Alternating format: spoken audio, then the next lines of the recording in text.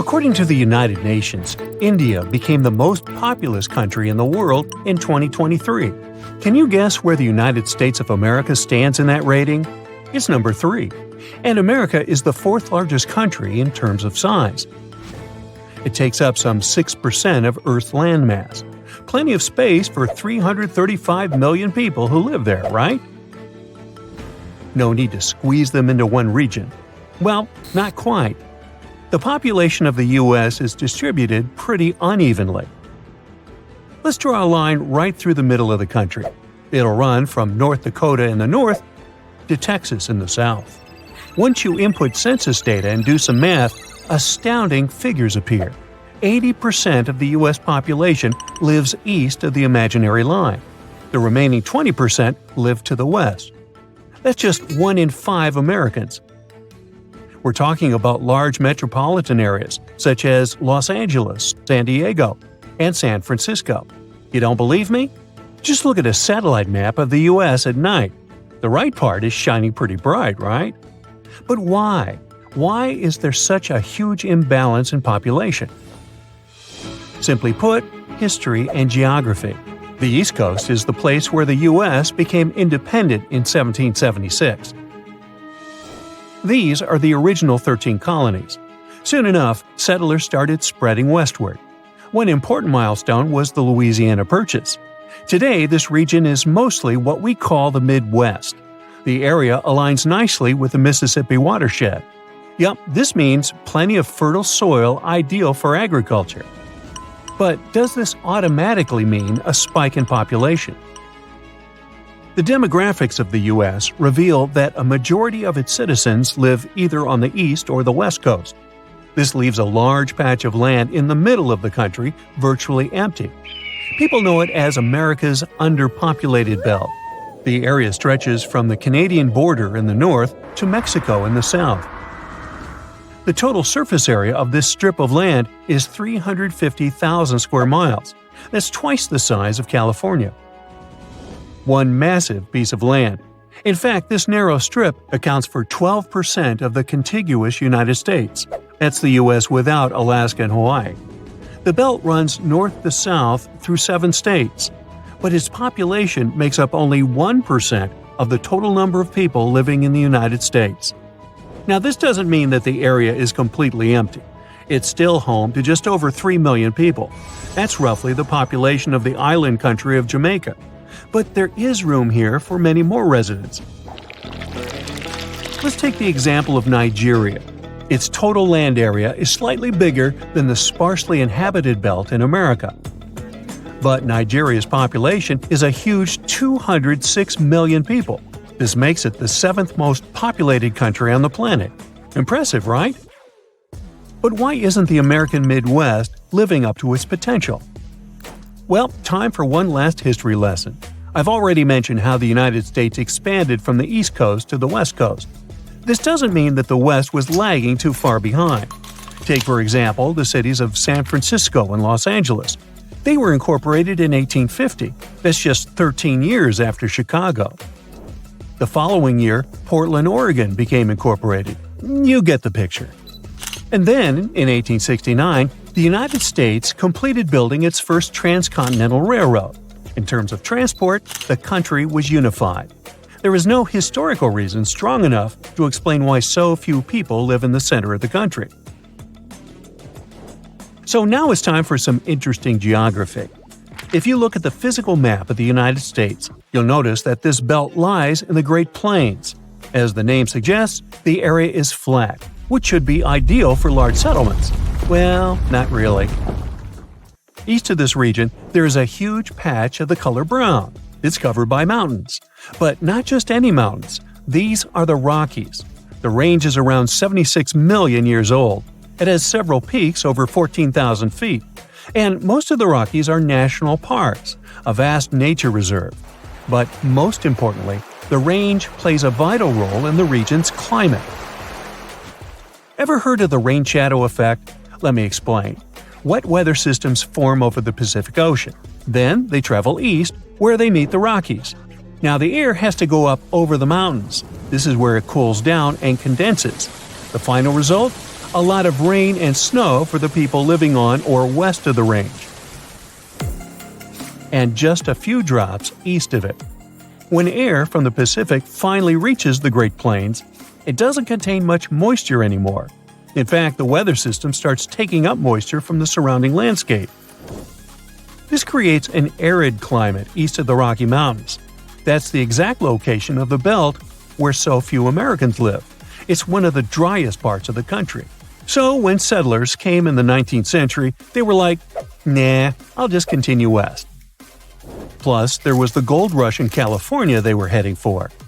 The climate in this part of the plains isn't great for agriculture, and huge fluctuations in air temperature don't help either. In a single day, temperatures can drop from 70 to 30 degrees Fahrenheit. These sudden changes in outside temperature are harmful to human health. It's like stepping inside an air-conditioned room on a sizzling summer day. Not a pleasant feeling. Southern California has a similarly dry climate, yet close to 40 million people live there. This makes California the most populous U.S. state. Their secret? A vast network of irrigation canals and aqueducts, plus a share of water from the Colorado River. Summers in the Great Plains get very hot, while winters are extremely cold. The reason behind these wild weather patterns are polar winds. They get a piggyback ride along the ridges of the Rockies and then rapidly descend into the plains. A winter day in Wyoming, for example, can start pleasantly warm, but later in the afternoon, the temperature can easily drop below zero. You just wouldn't know how to dress, and you probably wouldn't want to relocate here. That's what 99% of Americans think too. Humans like to feel comfortable, so we choose to live in temperate climate zones. Places that are either too cold or too hot don't have a large population. Just look at the driest inhabited continent. You've guessed it correctly, it's Australia. Nearly 70% of the country is either arid or semi-arid. That's a subtle way of saying that it's a desert. That's why Australians are huddled in coastal areas. 90% of them live in big cities, such as Sydney, Melbourne, and Perth. The only exception is the capital, Canberra. They build it inland close to a water source. But Australia's interior is sparsely populated. Just like in the States, there is only one major town in an area the size of 12 Lake Michigans. A huge shout-out to the residents of Alice Springs. They truly live in an oasis. And what about places with a temperate climate, like Europe? The population is evenly distributed here, right? Well, yes and no, depending on the country. In Germany, 77% of people live in urban areas. They have plenty of major cities to choose from. Berlin, Hamburg, Munich, and Cologne all have over 1 million residents. But let's look at neighboring France. How many cities with a population over 1 million can you name? Okay, Paris, definitely. It has over 12 million residents in the metropolitan area. But now comes the staggering fact. The next two cities on the list have a population of barely 2 million, respectively. Can you notice the huge imbalance? This is the case in most large European countries. In Greece, for example, 35% of the population lives in the capital, Athens. So, the largely underpopulated center of the United States is not a unique example. America is the land of opportunities, but chances of finding a better life are greater in large cities. The country's top 100 metropolitan areas account for at least 3/4 of the nation's GDP, and most of them are located on the east and the west coast. There are no cities with over 1 million residents in America's underpopulated belt. Mexico is huge and one of the most populated countries in the world. Over 128 million people live there. But why did more than half of them decide to pack up in this tiny strip? This area in the center of the country makes up only 18% of Mexico, and the locals have been living there for centuries. All because it seems to be the only livable place in the country. To the north, there are hot, dry deserts. Let's face it may be pretty hard to survive in such climatic conditions. To the south, there are jungles, and those are nightmarish. Jungles are warm and wet, so they might trick you into thinking that they'll be a cozy home for you. but it's very hard to build anything in them. The concrete won't dry because of awful unstoppable rains, and the heat messes up asphalt roads. This is why there are only 8 paved roads through the southern jungles connecting Mexico to Central America. Roads are crucial for proper life. More roads mean better and cheaper transportation, which helps people trade, do business, and make more money. But jungles have even bigger problems than just a lack of roads. Farming. Most of the nutrients in the jungle are in the plants, old wood, and decaying leaves. When these things decay, they become McDonald's-level meals for insects, fungi, and bacteria. They immediately start recycling the nutrients so fast that almost none reach the soil. With no nutrients, the soil becomes barren and useless. Oh, and we still need to clear the jungles from time to time, otherwise they may become impossible to get through. People do that by using slash and burn methods. Because of this, they often end up with poor soil that needs lots of fertilizers to grow crops. And don't forget about the ever-present jungle pests. These guys pounce on the crops, and no amount of pesticides can get rid of them forever. To make matters even worse, nearly 70% of Mexico is located in the mountains. It's one of the most mountainous countries in the world, similar to Switzerland. And mountains, just like rain, do everything in their power to prevent humanity from thriving. Building infrastructure there is nearly impossible. It requires tons of money and labor compared to flatlands. And they also make transportation between these valleys and to the coast much more challenging. Now, imagine mountains combined with the jungles. Exactly. But hold on a minute. Isn't the central strip of Mexico filled with the highest mountains in the country? This area is packed with plateaus and valleys and sits at elevations of 7,000 feet or more. This is as high as a ski resort in Aspen, Colorado. Then why in the world does everyone still live here? Turns out, these are actually good mountains. Since they're so high, they block the hotness of the desert and the tropical zones. This way, they create cooler, drier, and more temperate climates. The soil here is super fertile and great for farming, all because of the plot twist. Many of the surrounding mountains are actually volcanoes. Volcanoes, while scary, can also be super useful. They've been erupting for millions of years, and when they do that, they mix rich minerals into the soil. They're like natural fertilizer. So the land here is perfect for growing crops, especially calorie-heavy grains like corn. That's why we get so much corn or maize from Mexico. Also, many volcanic areas have natural hot springs where people can relax and enjoy a warm soak. Finally, mountains help reduce the spread of viruses and insects. This is one of the reasons why Mesoamerica became one of the first cradles of civilization in history. Thousands of years ago, the ancient city of Teotihuacan thrived here. This city reached a population of at least 125,000 people, bigger than Monaco or Liechtenstein. It was one of the largest cities in the world at the time. Back in the days of the Aztec Empire, this area was home to 5 large lakes and many rivers that provided tons of fresh water for farming. Also, people used boats to transport goods. This boosted trading and cultural growth. But living in the mountains still isn't perfect. Only about 12% of Mexico's land is good for farming, so mostly people farm in the central volcanic valleys, where they've lived for centuries. Also, because the elevation is so high, the rivers flow from the mountains to the ocean. Gravity plays its tricks, and the currents accelerate and become stronger. Because of this, there's no cheap river transport between Mexico City and the ocean. The rivers are too dangerous for the ships. Instead, people have to rely on more expensive methods like roads, railways, and airplanes. Veracruz used to be the local star port. It was the only safe and calm place on the Gulf of Mexico.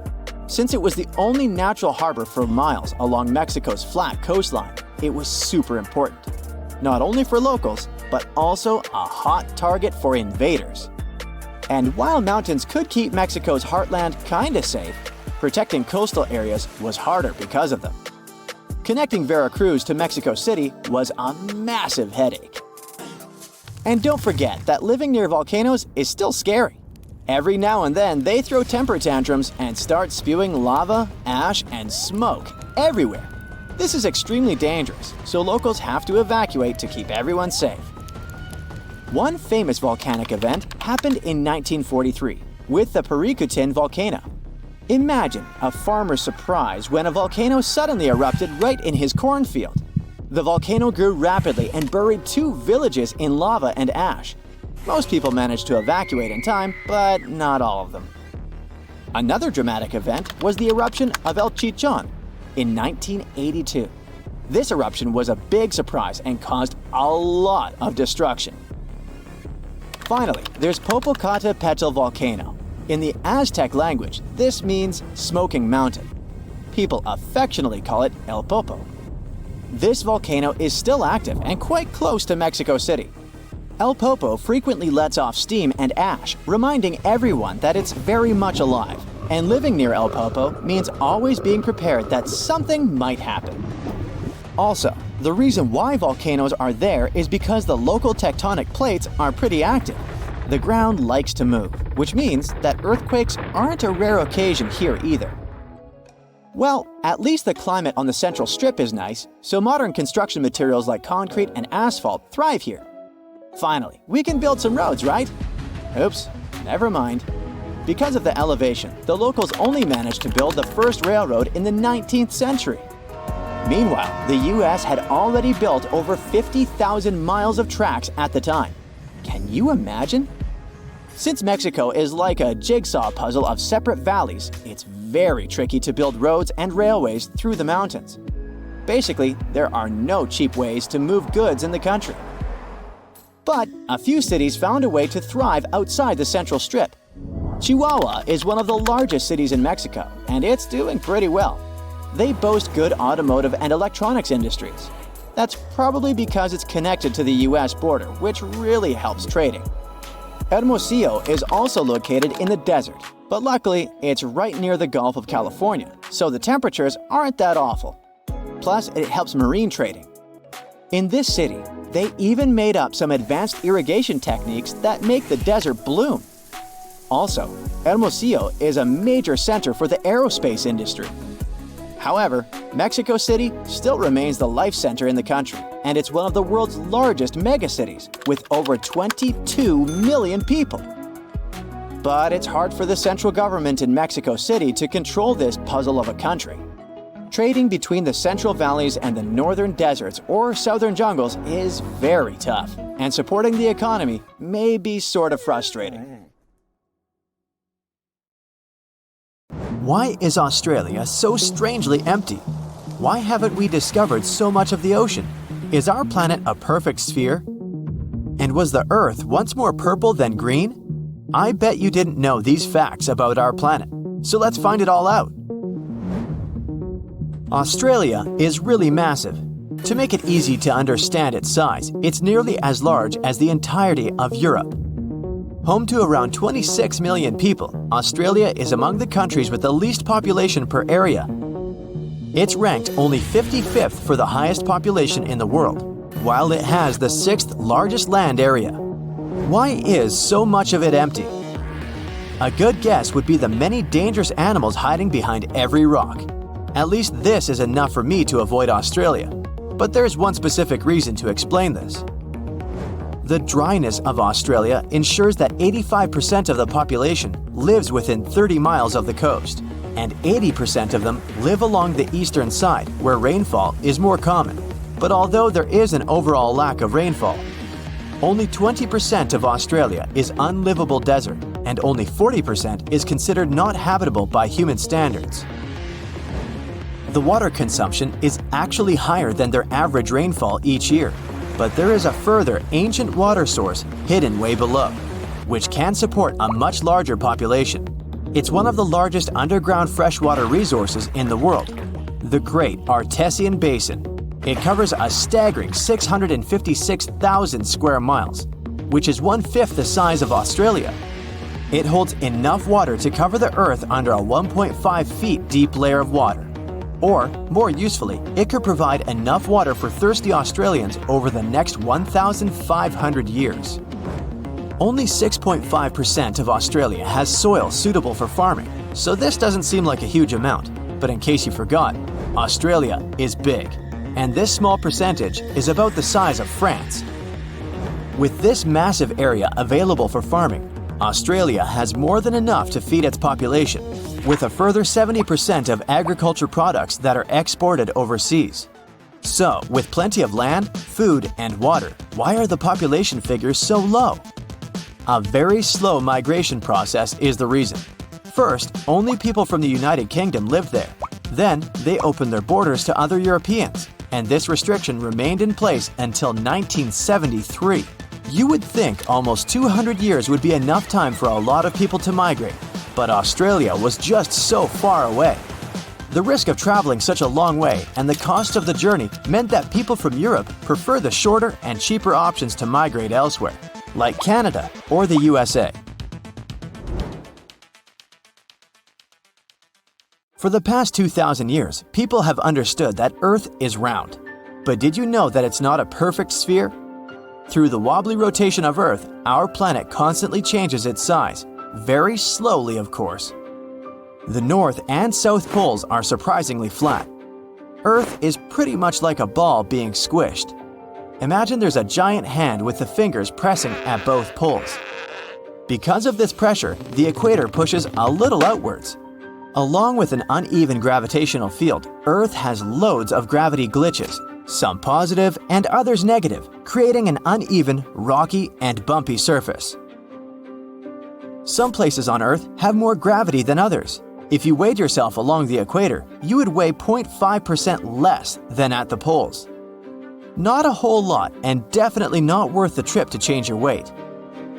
If you were to measure the length from the center of the Earth towards the furthest point of Earth, you would be shocked that Mount Everest isn't at the end of it. Instead, it's along the equator, which is the pushed-out part. Ecuador's mountain Chimborazo would actually be the tallest point on Earth, as it's the furthest from the center. We still have around 80% of the ocean to map, which is crazy considering how much of the solar system we've explored in comparison. But we're still aware of many of the unbelievable details about the ocean. It covers over 80% of the world's surface, where 94% of the Earth's wildlife lives. And from some of the life in it, up to 80% of the world's oxygen is produced mainly from plankton, algae, and bacteria. One of the most famous, already mapped places is the Mariana Trench. It's the deepest point on Earth, as low as almost 7 miles deep. That's a huge, 5 times the length of the Grand Canyon, and deeper than Mount Everest is tall. It's also home to one of the most ancient seabeds on Earth, casually laying low for about 180 million years. The pressure at the bottom is over 1,000 bars, but although this is 1,000 times more than normal pressure, life still flourishes here. Throughout the ocean, there is an estimated over 3 million shipwrecks lying in the murky depths. Countless artifacts sit there untouched, and there could be more than all the world's museums. The mid-ocean ridge is the longest in the world, reaching 40,000 miles. That's almost 10 times the size of the Andes, the longest mountain range on land. The sun is the reason behind the blue and aqua colors of the ocean. This color isn't from the reflection of the sky, though they are both blue for the same reason. The surface of our planet receives white light from the sun, and it absorbs the orange, red, and yellow light stronger. It doesn't absorb the blue light so much, so it returns to how we see it. Of course, this only occurs based on how pure the water is. If the water is full of mud or algae, they scatter the light and overpower the water's natural blueness. There are many factors that determine what color we see on our planet. Could you believe that the Earth was green before? Instead, it was purple. Chlorophyll in our atmosphere absorbs mainly blue and red wavelengths from the sun and reflects the green ones to what we see our planet as today. Long ago, ancient microbes called retinal dominated the Earth instead of chlorophyll. They absorbed green light and reflected red and violet light. Those microbes had a simpler structure, so they were easier to produce in the low-oxygen environment of the early Earth. They provided our planet with a purplish color instead of green. But chlorophyll is more efficient, and as the Earth was developing, it eventually took over. Imagine that billions of years ago, faraway observers could see our home as a small purple dot. I wonder if we could have also been purple. Probably not. The biggest tree on Earth is a giant sequoia named General Sherman. It stands over 280 feet, almost reaching the height of a 26-story building. They believe it to be 2,700 years old, with a circumference of 1,000 inches. Its weight is a staggering 1,800 tons. That's heavy, but it isn't the heaviest living thing on Earth. In Utah, a huge grove of trees called Pando works like a single colony of trees. The massive root system connects all of them together with up to 47,000 stems. It weighs up to 6,000 tons and is 80,000 years old. It makes it the oldest living thing known to humans. Now, what about the biggest area of one being? Off the coast of Western Australia, a seaweed grows to an unthinkable size. The Poseidon's ribbon weed has been growing for 4,500 years, spreading underground clone shoots. It's all connected and shares the same DNA with most of its shoots. It covers a massive 77 square miles, the same size as 28,000 soccer fields, or the size of Nebraska. And it won't stop there either, as it continues to grow by 2 feet each year. It's hard to even picture the scale of these enormous beings. Now, just imagine if they were all purple. Okay, here's a quick pop quiz on geography and touristy stuff. What's the biggest city in Italy? Did you say Rome? Then you got it right. Rome has a population of over 2 million people. And what would you say is the current population of Venice? Well, that's a tricky one to know by heart. But to answer correctly, in 2022, it was a little over 258,000 people.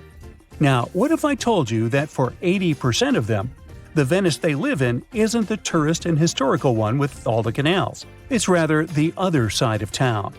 If you know someone who's traveled to Venice before, they may have sent you a postcard with an image of a gondola in a canal. I bet you never imagined that Venice could also just look like this, just a regular old Italian city. As tourists, we have a strong misconception about what Venice is. We think the real Venice is what we see in the movies. Well, I hate to be the one to pop your illusion, but there's more to Venice than straight canals and old bridges.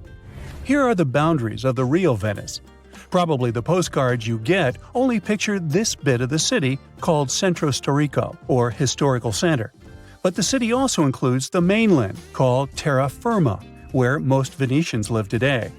The interesting thing to look at is how the number of people living in the historical center has decreased over the years.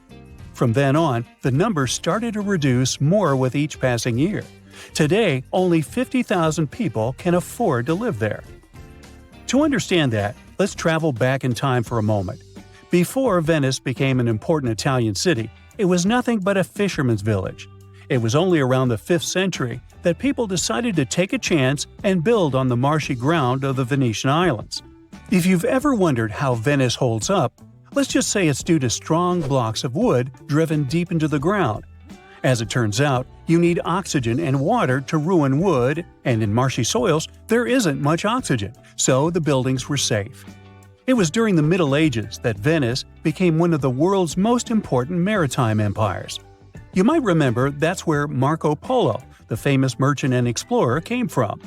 The city was extremely well located, right in the Adriatic Sea, and had access to huge commercial empires of the time, like the city of Constantinople. At that time, the most prestigious jobs you could get were like the ones Marco Polo had, anything related to long-distance trading. Since then, Venice consists of 118 islands, and some say there are around 400 bridges in the city. Quick question here, can you name at least 2 of the most famous Venetian islands? Let's start with Burano. The island of Burano is famous for its lace-making and its super colorful landscape. FYI, Burano is also home to a less famous leaning tower than the one in Pisa. It's called the Tower of Burano. And then there's the island of Murano. They are famous for their products of fine glass. You can find anything from huge vases to water glasses, jewelry, and so on. They're quite exquisite, but also super expensive. But you know what they say, time changes everything. In the 20th century, Venice was no longer the trading hub it once was. Its economic power was failing seriously, so the city decided to invest in something else, its historical value. And the best way they found how to do that was through preservation. Let's face it, if you're a tourist who enjoys history, you would jump at the opportunity of visiting a UNESCO heritage site, wouldn't you? Initially, this was rather good for the city. But the thing is, as tourism in Venice skyrocketed, the old dynamics of the city started to change to keep up with the intense tourism. Truth is, in our day and age, lots of tourists rather buy small and cheap souvenirs than invest their money in expensive manufactured goods, such as the classic Murano glasses.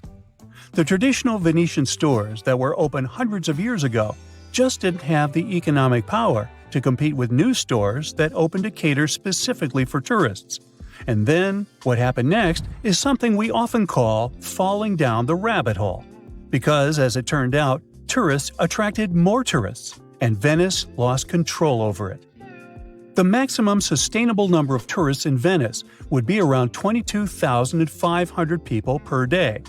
But in 2021, Venice saw up to 80,000 tourists per day in certain parts of the year. If you remember that there are only 50,000 people living in Venice's historical center nowadays, that almost means that tourists outnumber locals by 2 to 1.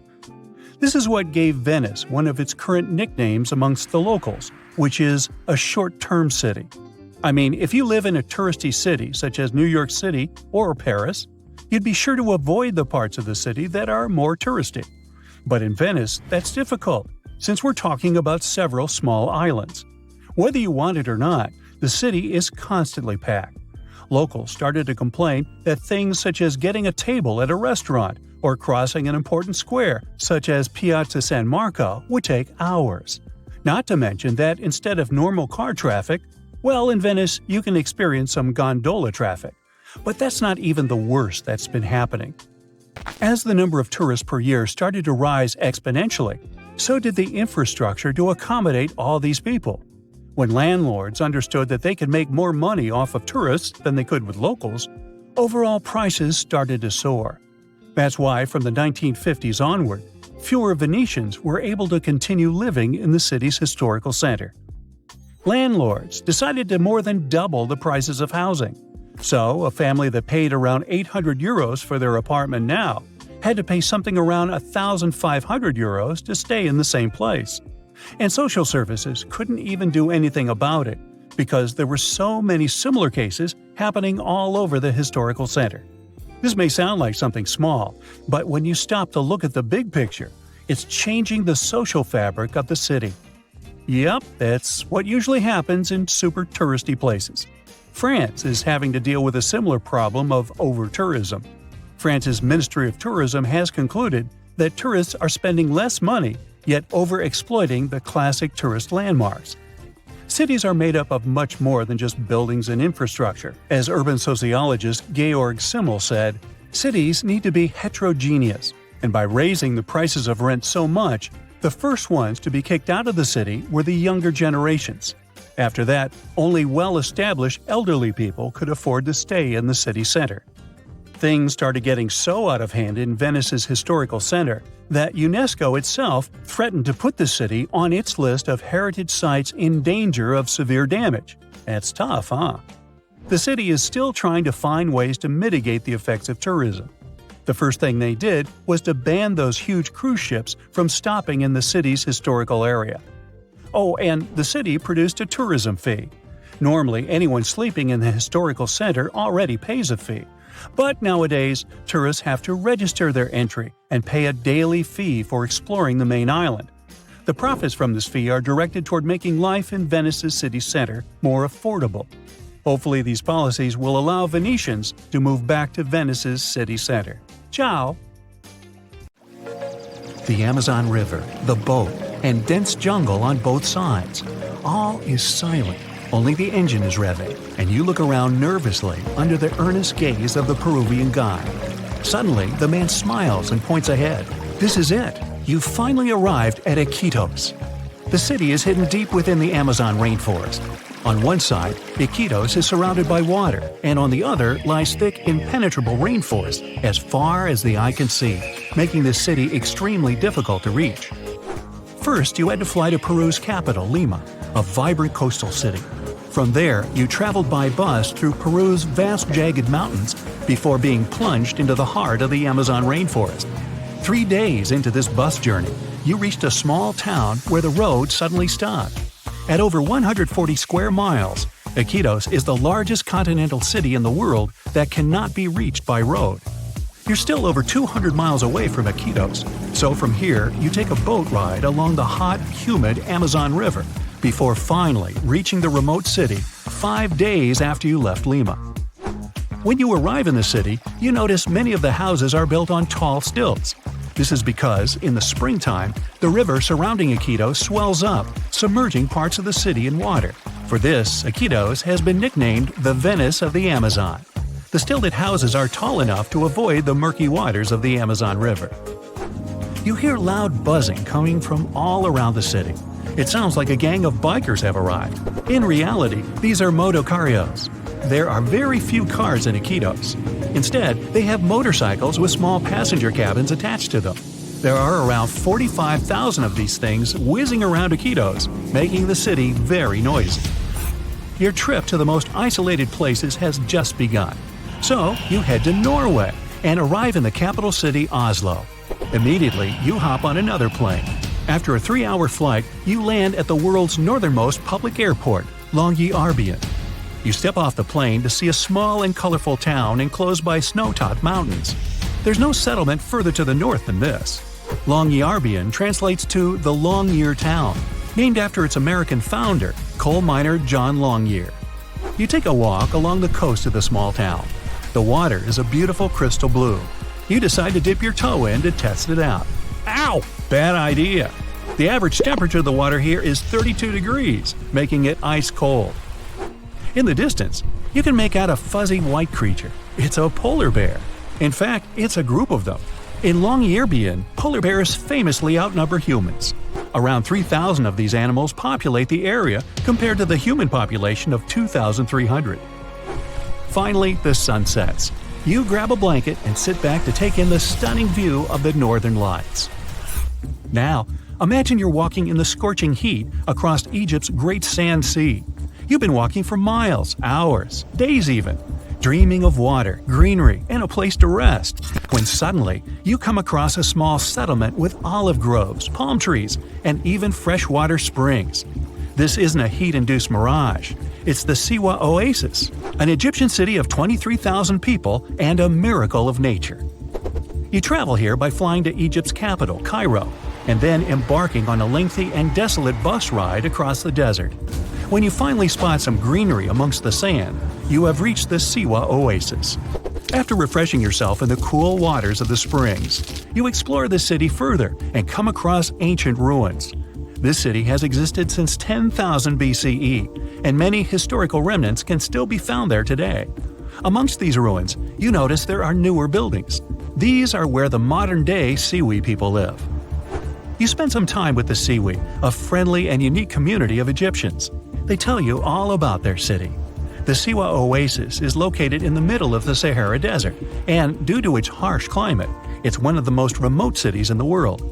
You notice how dry the air is and how scorching the sun feels. Reaching highs of 118 degrees Fahrenheit, this heat makes the Siwa Oasis a difficult place to live. It's time to travel to a more balanced climate. You head northeast and arrive in Russia's capital, Moscow. From there, you take a flight east again, traveling further and further across Russia until you're closer to Alaska than to Moscow. You've reached the city of Petropavlovsk, which translates to City of Peter and Paul. The first thing you see are giant mountains surrounding the city, cutting it off from the rest of the world. These mountains are in fact volcanoes. In this far eastern part of Russia, there are more than 300 volcanoes, including 29 active ones. These volcanoes stop any roads from reaching Petropavlovsk. The city depends on flights and boats to import supplies. You turn away from the volcanoes to stare out at the blue, shimmering ocean. The water looks nice, so you head down to the beach where a crowd of sea lions are sunbathing along the sand. Petropavlovsk is home to incredibly diverse wildlife. Just off the shore, you can see a whale fin poking out of the water. You explore the city's diverse landscape. You go to one of the city's ski resorts and spend the day on the slopes. Then you hike up a rocky path to the base of one of the city's many volcanoes. Finally, it's time to relax on a boat tour around the island to see the city's famous Three Brothers rock formation. Feeling inspired, you travel to another volcanic land, Chile's Easter Island. The island doesn't have a harbor and only one airline flies to the remote land, so you travel an entire day to Santiago, Chile. Then you climb aboard a small plane to fly to Easter Island. You walk among the high cliffs of the barren island and come across its famous monuments. These are giant, mysterious statues of human heads. They're called moai and were carved by the local people around 800 years ago. You inspect the earth beneath your feet. It looks and feels very dry. Easter Island consists of 3 ancient volcanoes. The volcanic soil makes it very difficult to grow crops or vegetation. Some of the city's trees were cleared hundreds of years ago to make way for the stone monuments, giving the island the empty look it has today. You embark on a boat ride 1,100 miles west from Easter Island. You reach a small green land floating in the Pacific Ocean. This is Pitcairn Island. You might recall that this place played a major role in the mutiny on the Bounty. You come down from the boat and begin your journey to reach Adamstown, the center of the island where its 43 inhabitants live. To reach Adamstown, you hike the Hill of Difficulty, a steep and rocky 200-foot climb to the top of the island. Now that you've finally made it here, you can explore the diverse and unique nature of the land. Pitcairn Island is home to the largest marine reserve in the world. You take a snorkeling trip and swim alongside all kinds of exotic fish. You explore vibrant coral reefs and even catch sight of a rare humpback whale. Dreaming of the great days of the old Wild West, you decide to travel to Supai, Arizona. To get to this Native American settlement and fragment of the past, you drive along America's famous Route 66. You stop, seemingly in the middle of nowhere with only desert land as far as the eye can see. Then you follow an 8-mile walking trail to reach Supai. You hike down into the Grand Canyon, almost 3,000 feet deep. You come across a stunning waterfall spilling over the cliffs of the canyon. This is Havasu Falls, a popular tourist spot, famous for its vivid blue-green water. After a further mile's hike, you finally reach Supai. Over 200 members of the Havasupai Indian tribe reside in the small town. It's often referred to as the most remote town in the United States. To your left, you see several mules making their way across town with packages on their backs. Because no roads lead to this small settlement, mail is delivered by a mule train. Without it, it would take the average mail carrier a 16-hour hike to complete this route. You walk around the area and come across many more towering blue waterfalls. The untouched nature and great views of the Grand Canyon make the long hike worthwhile. After a beautiful sunset, nighttime falls, and there are no lights for miles. The land is lit up by the countless stars shining overhead. Giant waves come crashing down on the soft, sandy beaches of Hawaii. You've washed ashore, covered in seaweed, and a starfish sucking on your back. You get up and lean sideways to get all that water out of your ears, squinting your eyes in the bright sunshine. Wow, that was a swim! Ah, Hawaii, you finally made it to the Aloha State. You're expecting to see a flock of people gathered around with cameras, snapping photos of you washed up ashore. The large results with families and tourists. The international breakfast buffets. Sign me up. The pineapple pizzas sizzling from the oven. Say what you want about pineapple pizzas, but I'm open-minded. You look around and see acres of plain beaches with not a single person taking selfies. There aren't any resorts or even buildings for that matter. No paved roads, no infrastructure, and not even an airport. Something's off. You definitely jumped off the cruise ship to swim all the way to Hawaii, but this just seems like a virgin island. You walk along the beach, shaking off all that seaweed, trying to make your way to what seems like a main road. But there isn't one. You turn around and see a local man cycling towards you. Finally, some help. You approach him, and he greets you with a thick Hawaiian accent. The locals do speak English pretty well, so this guy is probably someone who keeps to himself. He gives you a very warm welcome and tells you that you're actually in Niihau Island, the smallest of the populated Hawaiian islands, at only 70 square miles. Your eyes widen with shock. Well, at least, you're still in Hawaii, technically. In 1863, King Kamehameha IV sold this island to Elizabeth Sinclair, a Scottish farmer who owned plantations in New Zealand, for a sum of $10,000 worth of gold. In today's money, that would be around $200,000. The king asked for one condition: to preserve the culture and protect it from any outsiders. Over the generations, the island has been maintaining that promise and is owned by the Robinson brothers, who are descendants of Elizabeth Sinclair. And one of the ways of getting in is by having a personal invitation from one of them. Another way is by booking a half-day helicopter trip with limited access around certain areas of the island for a few $100s. Good thing you saved yourself a few bucks. This is the only island where the majority of the population speak Hawaiian instead of English. In fact, Hawaii is the only state that has two official languages, English and Hawaiian. The Niihau Island actually rejects the fruits of today's advancements. There are no cars in sight, since the locals get around on foot or by bicycles. No wonder their legs have great definition. They thrive without running water, internet, or shops. The only school on the entire island is powered by solar energy with a backup generator. And what's awesome is that it's the only school in the state that's powered by the sun. You walk around enjoying the landscape until your new friend shows you the biggest lake in all Hawaii. You're in awe to witness such an amazing sight. Being a resident of the island, the local explains some ground rules the permanent residents must abide by. The men of the island are not allowed to grow their hair or have earrings. If they do break these rules, they can be evicted. The local takes you to a spot where many of them chill and hang out during the day when they're not working. Many families gather around and have a cookout. You lie down on a soft, sandy spot with no one causing a ruckus. The cool breeze brushes across your face. You see tiny hermit crabs crawling around. And in the distance, you see some fishers walking back to their houses with their much-needed catch. Residents don't use modern-day technologies for hunting and fishing. Rather, they use techniques passed down generation to generation. In 2010, a study showed that there are only around 170 official permanent residents on the island. Some other studies say there are even fewer people living there, just 70. Either way, you kick back, relax, and enjoy the peace and quiet. There are some other interesting and off-limits islands in the world too. Way over in Brazil is an island that's uninhabited on purpose. Every 10 square feet of it have at least 5 venomous snakes slithering around.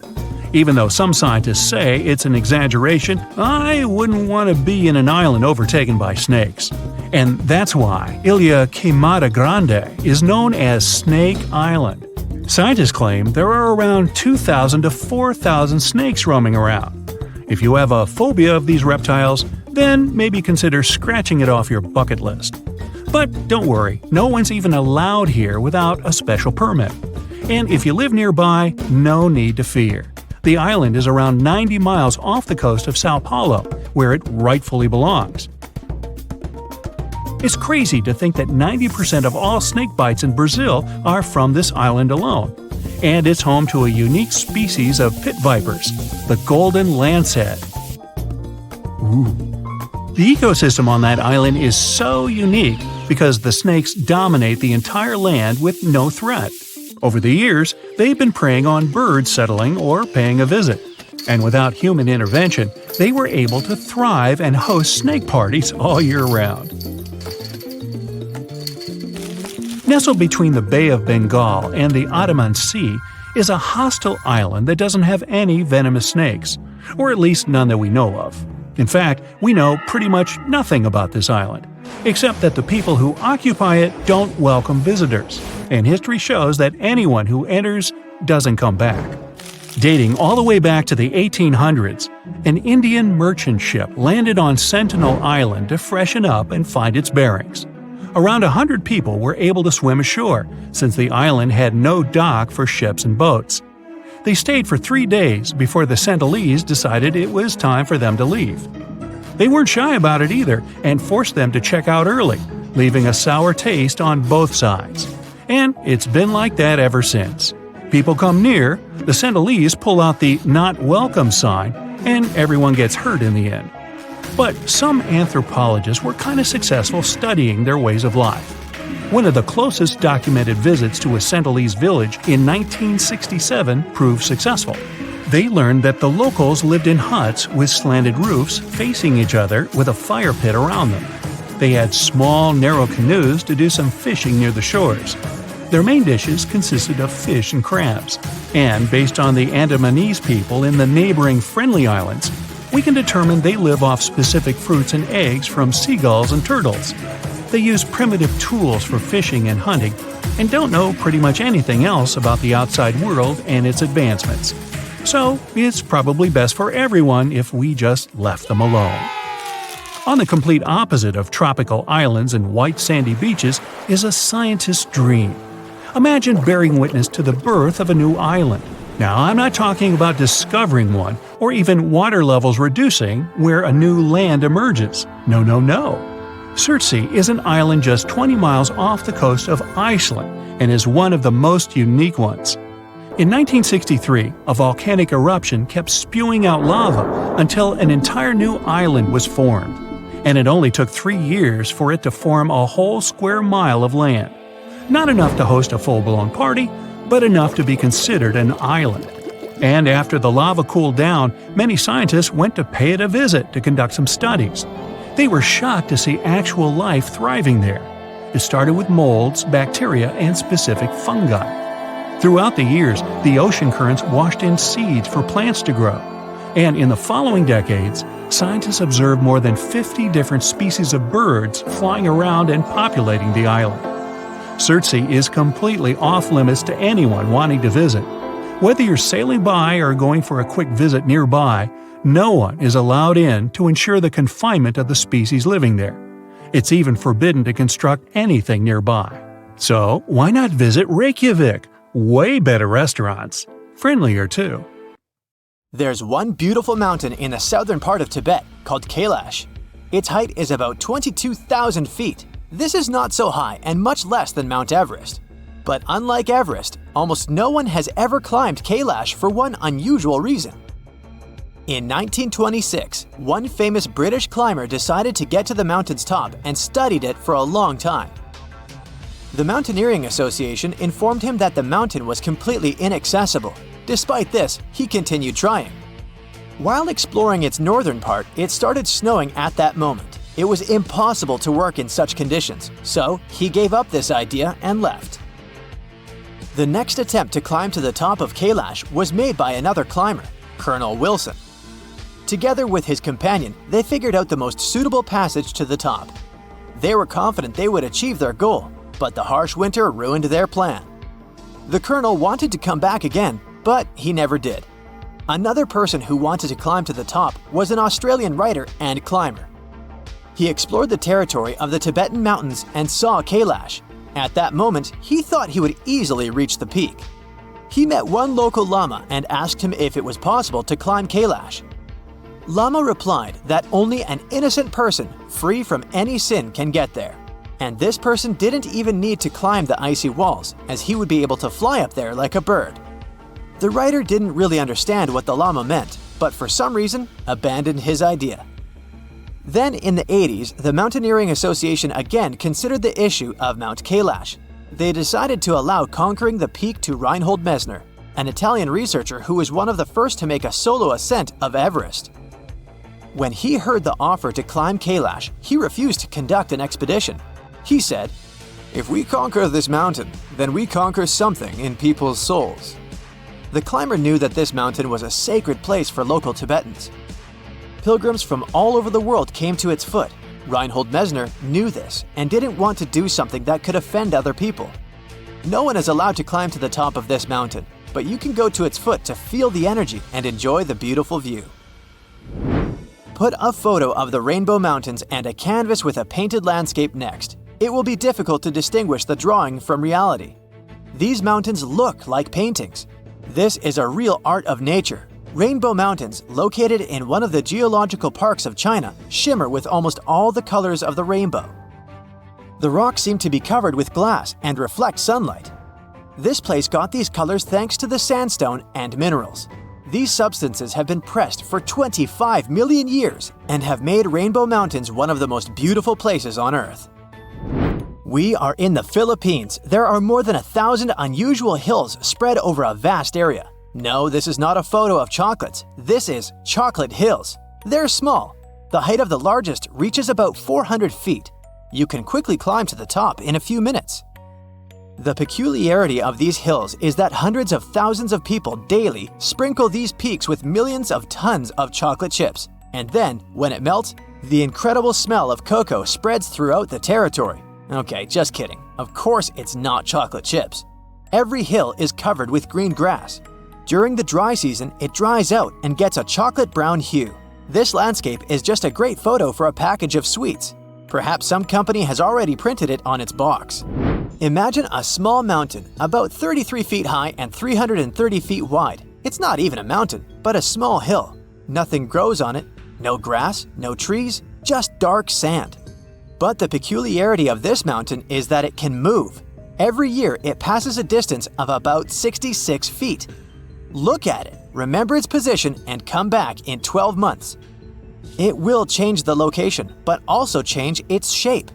Moving Mountain is located in the savanna of Tanzania. This massive dune has been moving in different directions for 3 million years. In fact, it doesn't consist of sand, but of magnetized volcanic ash. Once upon a time, a volcano erupted here. The settled ash formed these hills. If you take a handful of this ash and throw it into the air, it will be attracted to the total mass of the dune. A strong wind makes them move, but magnetic forces keep the sand together. One day, the mountain split into two parts and went in different directions. One of the most mysterious and strange mountains is located in North Carolina. This is Mount Brown. Externally, you won't find anything special in it, but try to take a tent and spend a couple nights there. Perhaps you will remember these nights for the rest of your life. People have often seen mysterious lights flying around this mountain. These strange fireballs fly high speeds over the top and disappear into the evening sky. Sometimes they disappear, appear, and disappear again. At first, people thought this was the result of ignited evaporating nitrogen, but this theory was refuted. Then, someone said that the balls were the light from the locomotive's headlights, but after the railway was flooded and the train stopped working, people continued to see the lights. There were reports of white, yellow, orange, and blue lights. Many are sure that they are optical illusions. One physics professor decided to check the validity of this version. He spent several years in this region, next to the mountain. Almost every day he filmed the rock, and one day he managed to catch these strange objects. In July 2016, he recorded Brown Mountain with 2 cameras from different angles, and both filmed a flying fireball. If it were an optical illusion or glare on lenses, then one of the cameras wouldn't have captured this phenomenon. This proves that the balls are real, but their nature is still unknown. One of the men claimed he had touched the flying ball when it was flying on the highway. The man said he felt an electric current. Now this place attracts thousands of tourists from all over the world. Fans of strange and unexplained phenomena like to come here. This mountain looks pretty scary and lifeless. It's located on a small volcanic island in the Tasman Sea, Australia. The island is called Ball's Pyramid. The sharp mountain range on this land has a triangular shape and a height of 1,800 feet. This is almost twice the size of the Eiffel Tower. It seems like some evil mad scientist or vampire lives on the top. Being on the island and climbing the cliff is dangerous because of the slippery, rocky surface. Sailors discovered this place in 1788. They thought the island was uninhabited and didn't want to explore it. Then, after more than 200 years, people still wanted to explore it. This place was considered lifeless for a long time, but scientists found unusual inhabitants there in 2001. They were climbing the mountain and found a strange bush at the height of about 100 feet. Something was stirring inside it. Scientists pushed aside the branches and saw a colony of big insects, land lobsters or walking sausages. These little guys are from the family of stick insects. They do look like sausages. Each of them is about 6 inches and has 6 tenacious paws and has a solid brown shell. On that day, scientists saw 27 insects. The most exciting thing is that people believed land lobsters were extinct at the beginning of the 20th century. How did they end up on this mountain? And how did they manage to survive in this remote, lifeless place? No one knows. It's been decades since the last manned moon landing, Apollo 17, which happened in December 1972. Isn't it time we thought about going back to our dusty satellite, and maybe even staying there? NASA has made a promise on this subject. They're preparing to send astronauts on the moon again, perhaps by 2025. This will all happen through a program called Artemis. It's also going to include the first woman ever to experience the lunar surface. Now you might ask, why haven't we done this already? One former NASA administrator said something interesting on the subject. It's not because of scientific or technological issues. Problem was that the potential projects took too long and were just too costly. You see, space travel, especially when it involves humans, isn't easy on the pockets. It's true that, in recent years, NASA had budgets of billions of dollars. Sure sounds like enough money, right? Well, not when you check out their to-do list. That's because they have to consider everything. From telescopes and giant rocket projects to missions also targeting the Sun, Jupiter, Mars, and beyond. When you look at it this way, NASA needs to be very good at budgeting to achieve all those goals. It's not just because of finances, though. The moon itself is quite problematic. It poses real dangers that cannot be taken lightly. For starters, its surface is filled with craters and boulders that aren't easy to land on. Then, there is the moon dust, or regolith, if you'd like to call it by its scientific name. It was created over many years by meteorite impacts. It's extremely harsh and sticks to everything. It can potentially damage spacesuits, vehicles, and systems quite quickly. Also, dealing with the lunar habitat isn't a walk in the park either. The moon has no protective atmosphere. What this means is that for 14 days at a time, the lunar surface is faced with harsh rays from the sun. That period is followed by another 2 weeks of total darkness. All these changes create extreme temperatures, which us humans are not really accustomed to. There are solutions, don't worry. NASA is working on dust and sun-resistant spacesuits and vehicles. They're even developing a system that might supply electricity during those lunar nights. What's even more interesting about this system is it could come in handy on Mars too, once we get there. NASA also needs to draw in really smart people for its projects. Think about it. The average age of the people working for the mission control for Apollo 13 was just 26 years old. And these people had already been part of numerous missions by that time, which means they'd had considerable experience from a very young age. But here's where other individuals can help too. In recent years, it wasn't just NASA who's been working tirelessly to revolutionize space travel. There are many successful people out there with enough resources to join in on these efforts. Some are developing new types of rockets that can land on the moon too. In total, NASA landed 12 people on our satellite. It's definitely one of the most awesome moments in its history, if not the best. And those astronauts did amazing things up there. They brought back rocks, took snapshots, did science experiments, and even left flags behind. These were all important moments of the Apollo missions. But they weren't meant to create a safe place for humans on the moon. Scientists have had this idea of a lunar space station for a long time now. It's only logical. After all, it's just a 3-day trip from Earth. It means we can, technically, afford to make little mistakes here and there, without messing up the whole project. Plus, we'd learn so much before venturing even further into space. A moon base could provide fuel for deep space missions.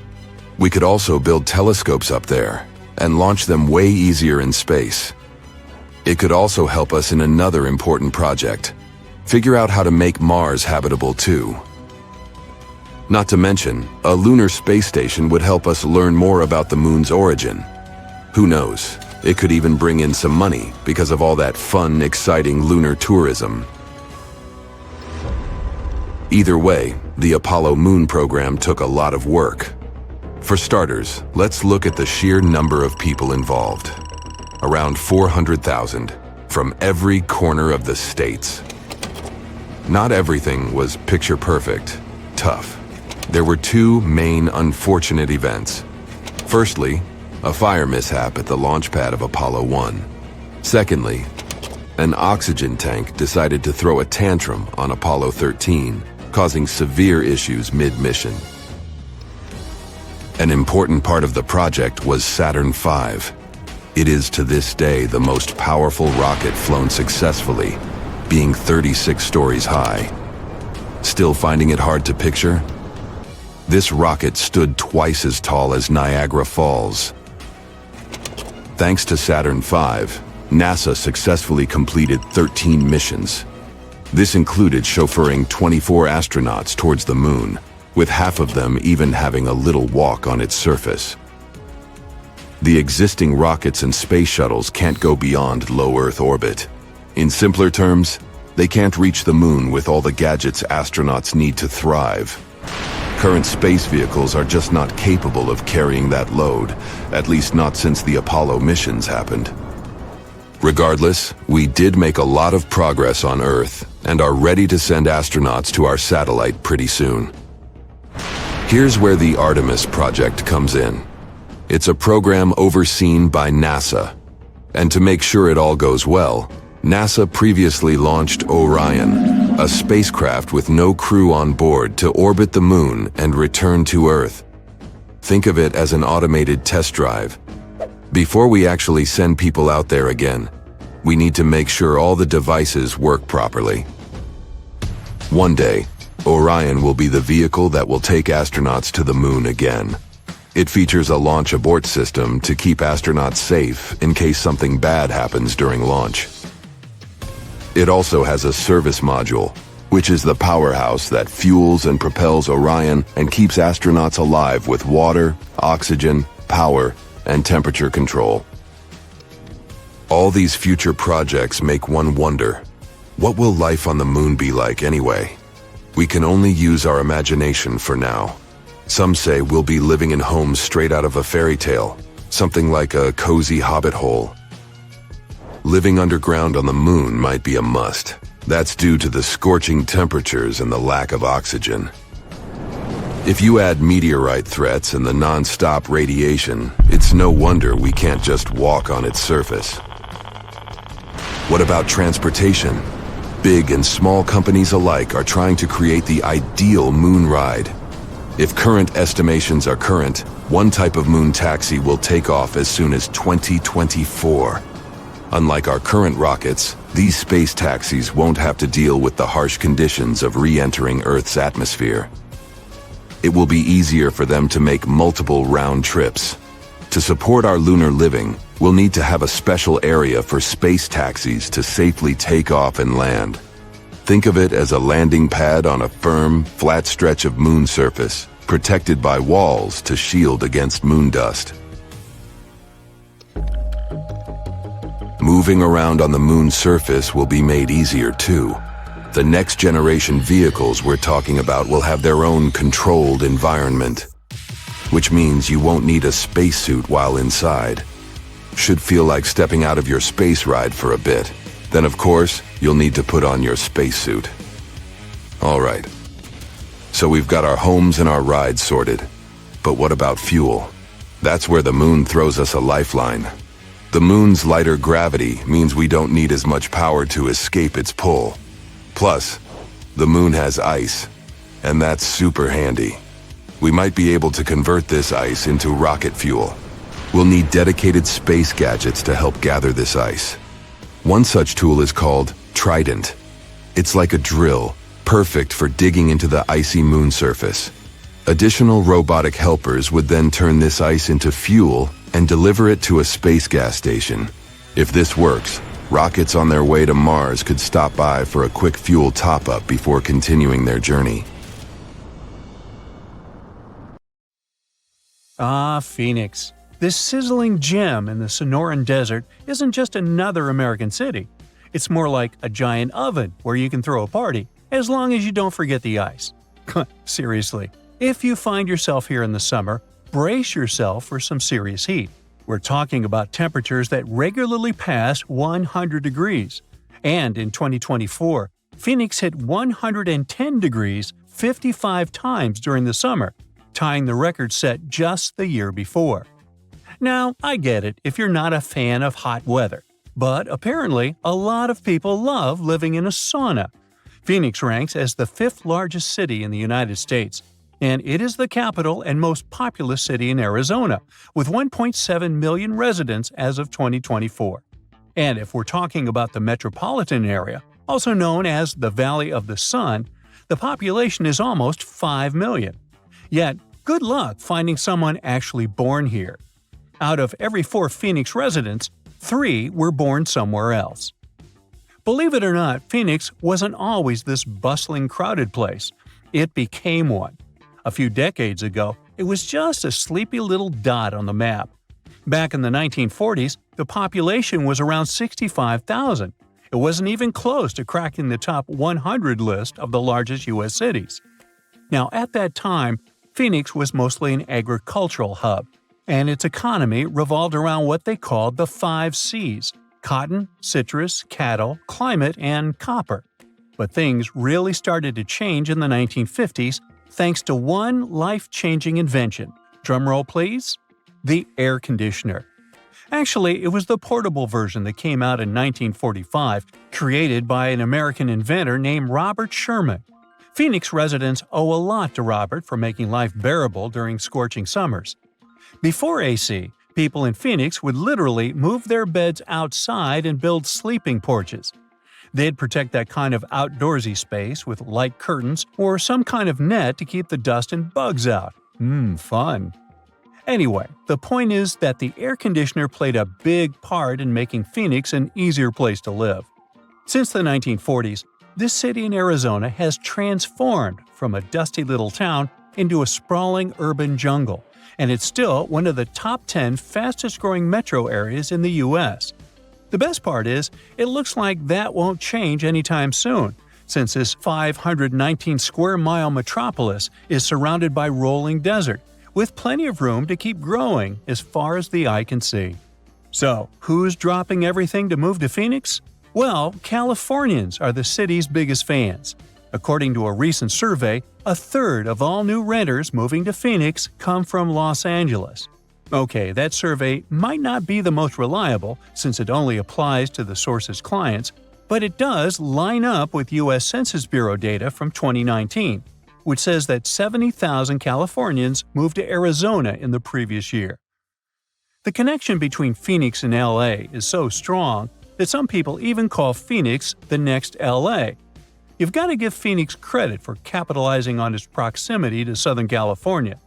The city offers lower taxes, fewer regulations, and lower costs of living, which makes it a magnet for businesses, especially in high-tech and service industries. So, in the 90s, Phoenix was considered a non-stop generator of jobs. In the last few years, we've seen the number of jobs only go up, and the unemployment rate has dropped by nearly half, going from 6.3 in January 2014 to 3.4 in the same month in 2024. Now, when it comes to big city problems, you can't avoid talking about traffic.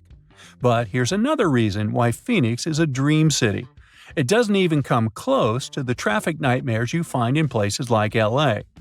Estimates show that people in Los Angeles, waste about 119 hours a year just sitting in traffic. But in Phoenix, it's more like 61 hours. Huge difference, huh? And let's not even start talking about the money people waste just sitting in traffic. In LA, drivers burn through about $2,440 worth of gas per year. In Phoenix, they waste 25 gallons of fuel, which ends up costing about $952. Yeah, that's still a lot of cash, but compared to LA, come on, that's a steal. Phoenix being okay in terms of traffic might have a lot to do with how the city was designed. Just take a look at a map of Phoenix. You'll notice it looks like someone took a ruler and drew perfectly straight lines for the roads. That's because the city was laid out in a grid system.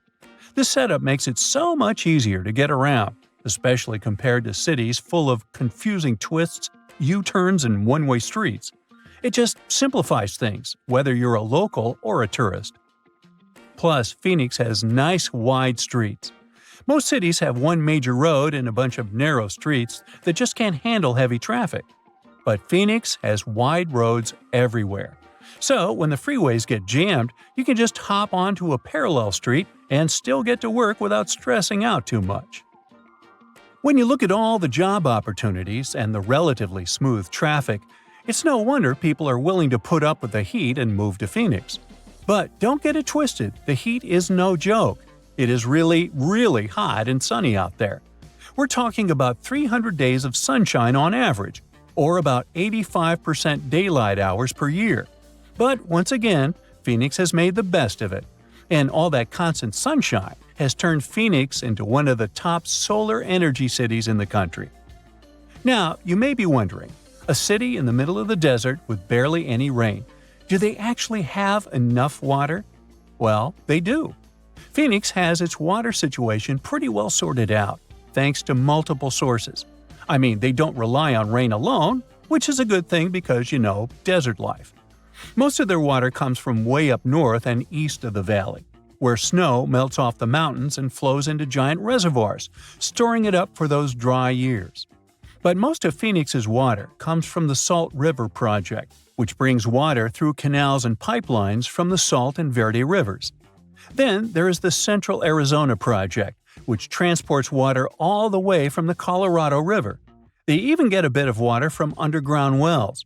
And Phoenix doesn't want to waste a drop, so they're smart about recycling, reusing treated water to keep parks green, and even recharging their groundwater.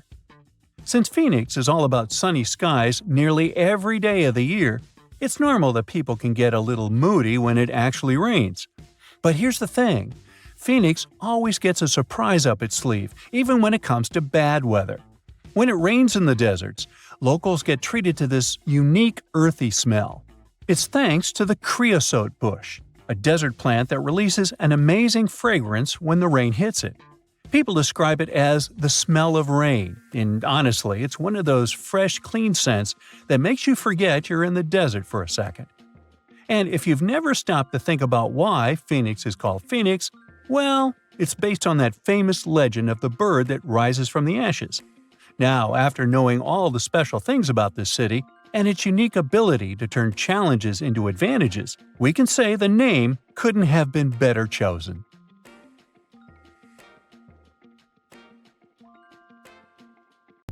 These people can spend more than 5 hours a day underwater, and this must be the closest thing we have to actual mermaids. Meet the Bajo tribe from Indonesia, Malaysia, and the Philippines. This tribe developed an extraordinary mutation which helps them to almost live in the sea. Known as the nomads of the sea, they've been living near the waters of the Sulu Sea by the Philippines for nearly 1,000 years. Looks like Moana's got competition. Look at their houses. They're built on stilts, and there's a reason for it. These are the traditional lancha houseboats, which are great for getting to the water as often as possible. These little huts can fit a family of 5 and sometimes a community with up to 30 roommates. They're super easy to build. One hut can be completed in only 3 weeks. This also allows the Bajo to move freely across the seas. Since they lived in such a watery climate for generations, thriving on spearfishing and collecting shellfish, they started getting unusual mutations. You're probably thinking about superpowered lungs. But no. They actually developed bigger spleens than the rest of the world. It's 1.5 the size of a normal human. Why is it important? Because the spleen helps store oxygenated red blood cells, so having a bigger one is like having a natural scuba tank. This adaptation is similar to what happens in deep diving seals, which also have large spleens. Scientists found that they have a special gene called PDE10A that's responsible for this. Bajo can hold their breath for about 10 minutes. For comparison, a regular human can do that for about 30 to 90 seconds. And the world record is 24 minutes and 37 seconds. They also spend up to 60% of their day underwater. And you'll never guess what diets they have. Of course, they eat a variety of sea creatures, especially lobsters, snails, and sea cucumbers, which are known for being very nutritional and even medicinal. They build their boats themselves, fish using traditional methods, and trade their surplus catch with the mainlanders for essential supplies. They also use this money to buy cassava and prepare their cultural dish called cassava pangikai. Since they don't have fridges, they line up tons of caught fish and sun-dry it. Thanks to this technique, the fish can last for weeks. People from this tribe are yet to develop gills and scales, but they have their underwater quirks. When they hold their breath and dive, their bodies go into a special mode where their heart rate slows down and their spleen squeezes out extra oxygen into their bloodstream. Usually, Bajo uses traditional wooden goggles and weighted belts. They also have incredible freediving skills. They've conquered depths of over 230 feet. They start learning how to swim at about 8 years of age, or even younger. At the same time, they learn to hunt and survive in general. The Bajo people also make their own sunscreen. It's an everyday sunscreen called Borak Buas. It's mostly based on turmeric and rice powder, and women use it to protect their skin from the strong sun rays. It's a simple and cheap way to protect beauty, so it's especially popular among unmarried Bajo women who want to attract a potential spouse. But it's not all smooth sailing. In the 1950s, the Malaysian government put the Bajo in a pretty difficult legal position. After living for centuries as unrestricted nomads, now they have to carefully navigate its journeys across national borders and bureaucratic hurdles. This means that they're not fully stateless, but they're not officially recognized citizens of any country. Today, only a few hundred Bajo families live near Semporna, Malaysia, but it's getting harder to live such a life. The resources are scarce, and recently, some new restrictions appeared on cutting trees for boat repairs. All these things are slowly pushing them towards a more settled yet uncertain life on land. They're forced to resettle in places like the Bango settlement, but without citizenship, they essentially have no formal rights for things like getting jobs or education. Modern life poses tons of challenges for them. Imagine seeing millions more colors than everyone else. That's what tetrachromats can do. Tetrachromacy is a condition where someone has an extra type of cell in the back of their eye. This allows them to see a broader range of colors. If an average healthy person sees about 10 million, then tetrachromats might see 100 million. The extra cone enhances their ability to differentiate between subtle shades that others might not notice. This mutation requires 2 X chromosomes, so it actually happens to women. And it's not like this is a super rare thing either. The study says that about 12% of women possess this unique condition, and that's a huge number. Most tetrachromats don't even know they have this super vision. They might not realize they're seeing more colors than an average person.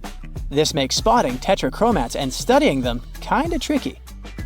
And since scientists themselves usually can't see more than about 10 million colors, it's also pretty hard to test people for this condition. But they think that, like with X-Men, after some special training, tetrachromats might unlock the full potential of their ultra abilities. Marfan syndrome is a genetic condition that affects the body's connective tissues, making them more elastic. This can make you unusually tall, have elongated limbs, and often be extremely flexible. And some people use this as an advantage in their careers. Javier Botet was diagnosed with Marfan syndrome at a young age, but he made a name for himself in the horror film industry.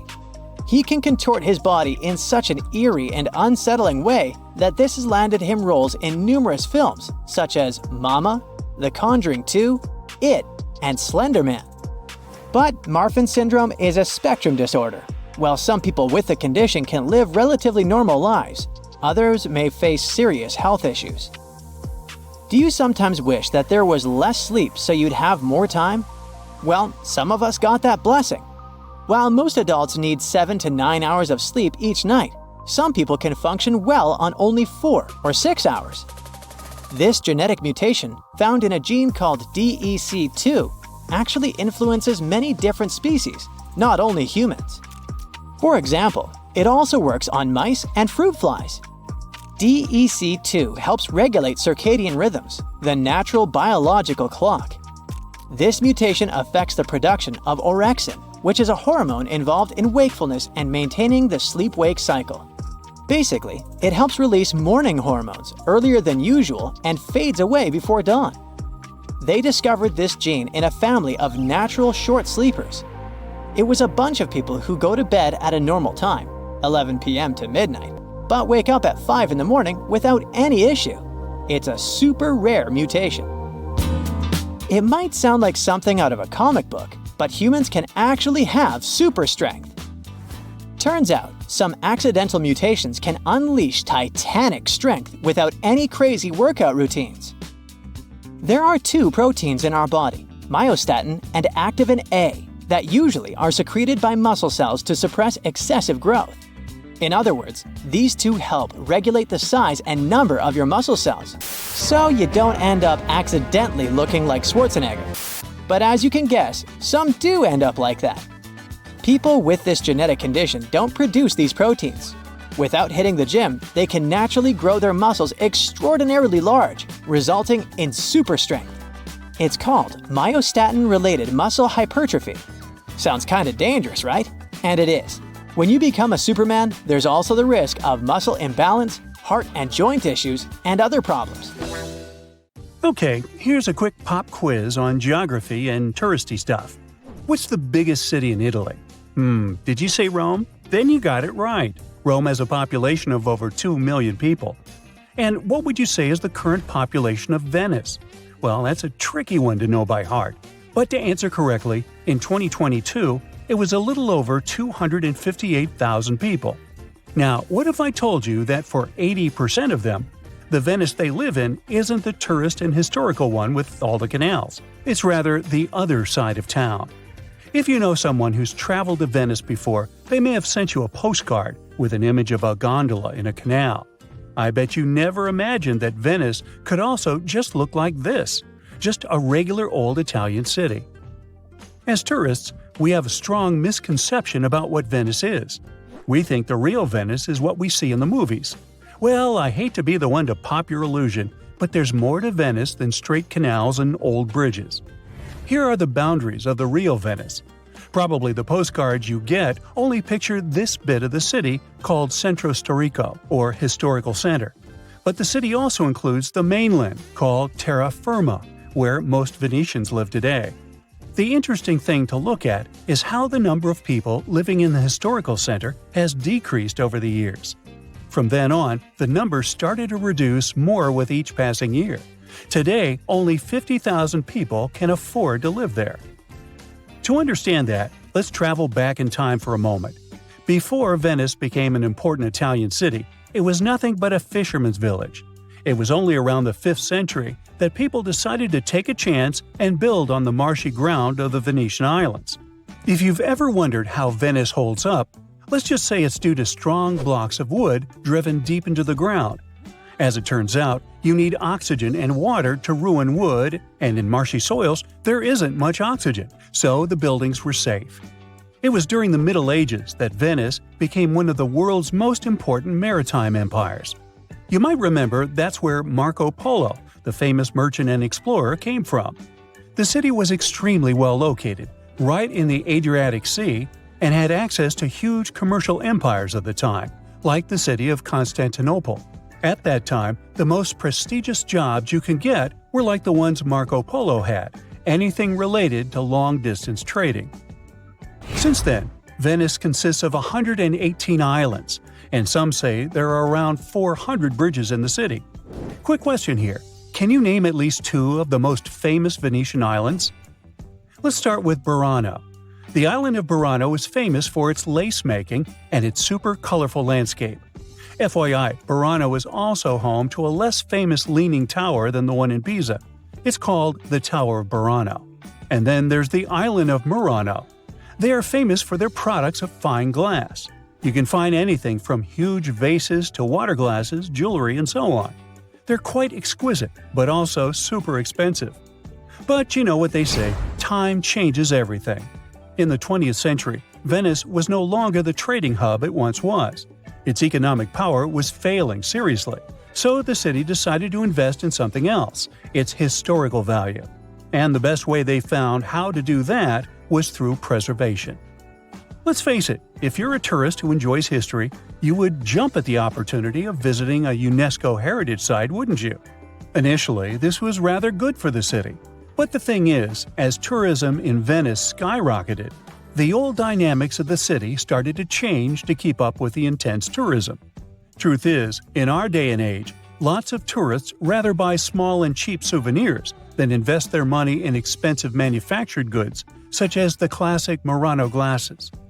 The traditional Venetian stores that were open hundreds of years ago just didn't have the economic power to compete with new stores that opened to cater specifically for tourists. And then, what happened next is something we often call falling down the rabbit hole.